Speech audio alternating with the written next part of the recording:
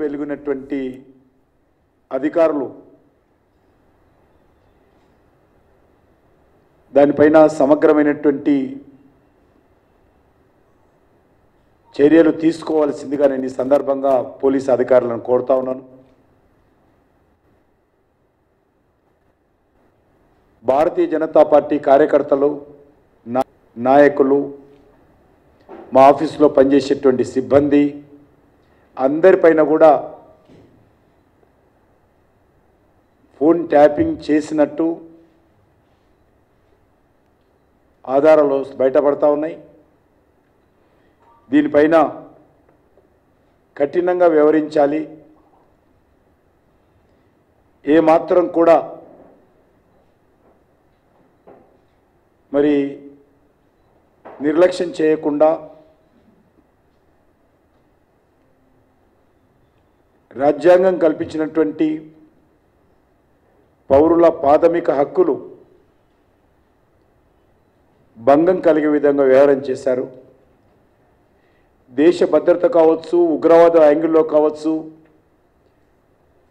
ఆ రకమైనటువంటి దాంట్లోనే ఫోన్ ట్యాపింగ్ చేయడానికి అవకాశం ఉంది. అది కూడా ముందస్తు అనుమతులు ఉన్నతాధికారుల దగ్గర తీసుకున్న తర్వాతనే చేయాలి. కానీ అది కాకుండా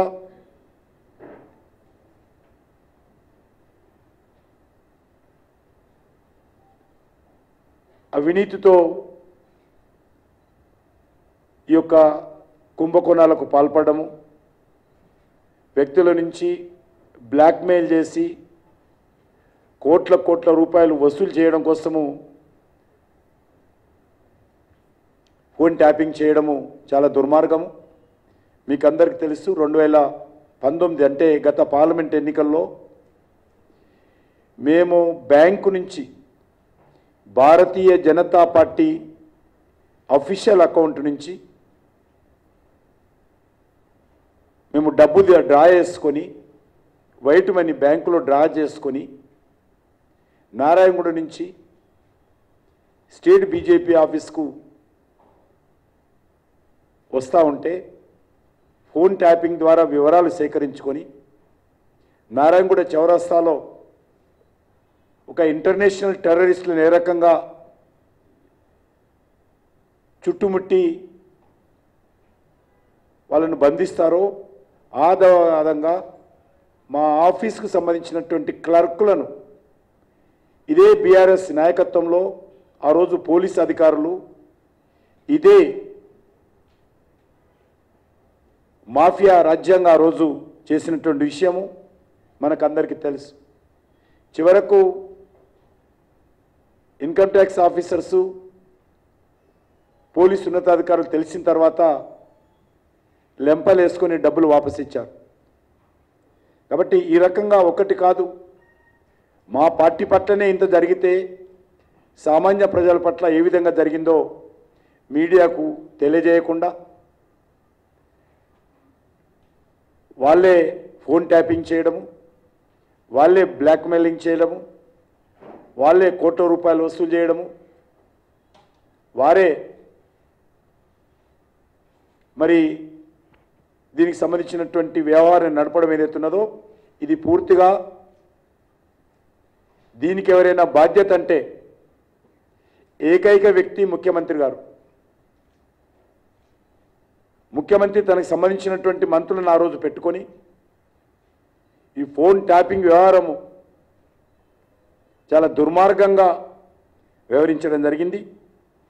దీనిపైన ఉన్నత స్థాయి దర్యాప్తు జరపాలి, న్యాయ విచారణ జరపాలని నేను ఈ సందర్భంగా డిమాండ్ చేస్తా ఉన్నాను.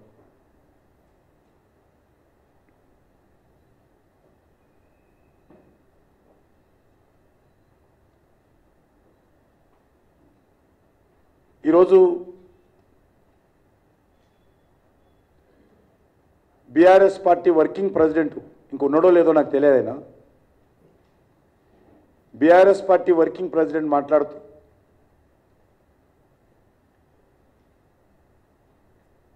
వాళ్ళ చెల్లెలైనటువంటి ఎమ్మెల్సీ కవిత గారిని, ముఖ్యమంత్రి కూతురును భారతీయ జనతా పార్టీ కక్ష సాధింపు చర్యల్లో భాగంగానే అక్రమ కేసులు పెట్టి ఈరోజు అరెస్టు చేశారని చెప్పి వారు మాట్లాడారు.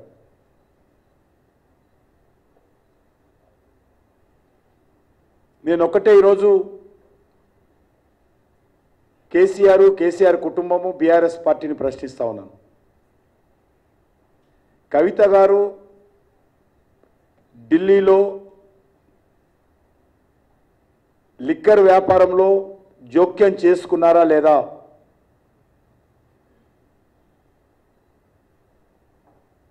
కొంతమంది వ్యక్తులతో వ్యాపార సంస్థ ఏర్పాటు చేసి అందులో తన బినామీ మనుషులను అందులో పెట్టారా లేదా?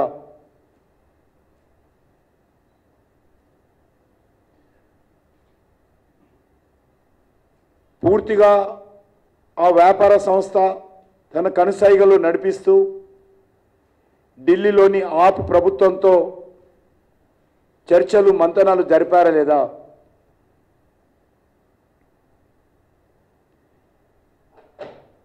ఇందులో కోట్లాది రూపాయలు చేతులు మారాయా లేదా?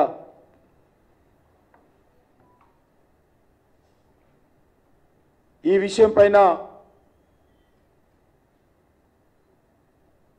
కేసీఆర్ గారు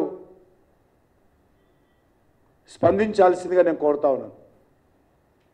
మరొకసారి మనవి చేస్తా ఉన్నాను తెలంగాణ ప్రజానీకానికి, భారతీయ జనతా పార్టీకి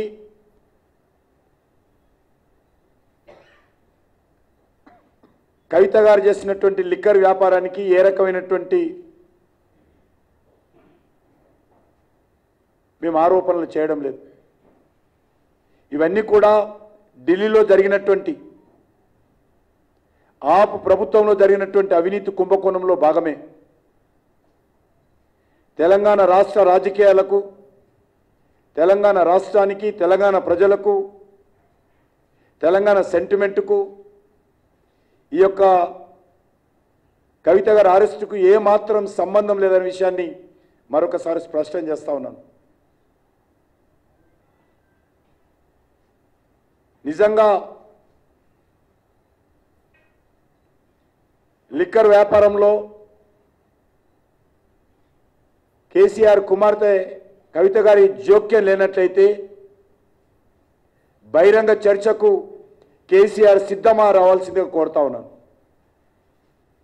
ఇది అక్రమ కేసే అయితే, ఇది రాజకీయపరమైనటువంటి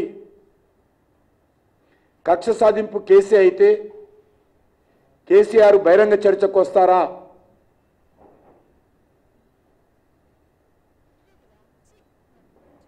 బీఆర్ఎస్ హయాంలో అన్ని రకాల మాఫియా రాజ్యం నడిచింది, అన్ని రకాల దోపిడీలు చేశారు, అన్ని రకాల అవినీతికి పాల్పడ్డారు. ఇది ఒక నిజాం రాజ్యంగా నిజాంను పొగుడుతూ నిజాం పోకడలతోనే పరిపాలన చేశారు తప్ప ఏ రోజు కూడా ప్రజాస్వామ్య స్ఫూర్తితో మీ ప్రభుత్వం పనిచేయలేదు.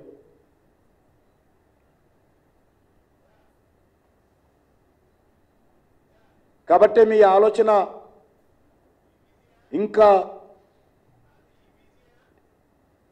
ఈ యొక్క అధికారం ఏదైతే ఉన్నదో ఇంకా అధికారంలో ఉన్నట్టే వాళ్ళు భావిస్తూ ఉన్నారు. బీఆర్ఎస్ పార్టీ నాయకుల కాళ్ళ కింద భూమి కదిలిపోతున్నా ఇంకా వాళ్ళు అబద్ధాలు ఆడడము, ఆరోపణలు చేయడము మానలేదు. బీఆర్ఎస్ పార్టీకి, కేసీఆర్ కుటుంబానికి అబద్ధాలు ఆడడంలో వాళ్ళని మించినటువంటి వాళ్ళు లేరు. అబద్ధాలతోటే వాళ్ళ రాజకీయాలు నడిపించారు. ప్రజలను మభ్యపెట్టడమే, ప్రజలను మభ్యపెట్టే మాటలతోటే వాళ్ళు 10 సంవత్సరాలు పరిపాలన చేశారు.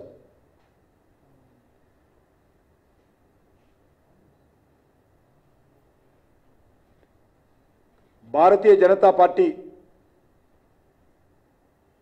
ఈ యొక్క లిక్కర్ వ్యవహారం విషయంలో మేము మాట్లాడకూడదు అనుకున్నాం. కానీ పదే పదే భారతీయ జనతా పార్టీని, బీఆర్ఎస్ పార్టీ ఈ యొక్క రాజకీయపరమైనటువంటి ఆరోపణలు చేసినప్పుడు స్పందించాల్సిన అవసరం మాకుంది. ఈరోజు బీఆర్ఎస్ నాయకుడు అంటున్నారు, కడిగిన ముత్యంలాగా తిరిగి వస్తారట. ఎందులో కడుగుతారో వాళ్ళు చెప్పాలా? నీళ్ళలా కడుగుతారా, ఇంకేదైనా కడుగుతారా? దాంట్లోనైనా ఎందులో కడిగిన ముత్యంగా వస్తుందో ఈరోజు తెలంగాణ ప్రజలు తెలుసుకోవాలనుకుంటున్నారు. న్యాయస్థానంలో బెయిల్ దొరకలేదు. మొత్తం సాక్ష్యాలన్నీ చూసిన తర్వాత ఈడీ అనేక వివరాలు న్యాయస్థానం ముందు పెట్టిన తర్వాత అనేక రకాలుగా కవిత గారి న్యాయవాదులు వాదించినప్పటికీ కూడా బెయిల్ రాలేదు. మరి ఏ రకంగా కడిగిన ముత్యమో మాకు అయితే అర్థం కావడం లేదు.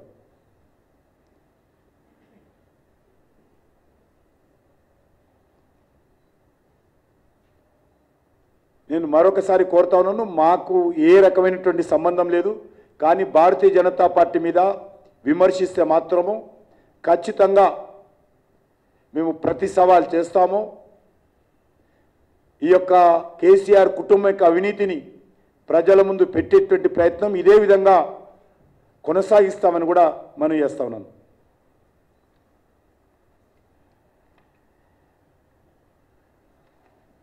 మొన్నటి రోజు సాయంకాలం 4 గంటలకు మన హైదరాబాద్ నగరంలో చెర్లపల్లిలో ఉన్నటువంటి స్లాటర్ హౌస్ దగ్గర, చెంగిచెర్ల స్లాటర్ హౌస్ దగ్గర అక్కడ నివాసం ఉంటున్నటువంటి ట్రైబల్స్, ముఖ్యంగా మగవాళ్ళు ఎవరు లేరు, ఈ యొక్క హోలీ పండుగ సందర్భంగా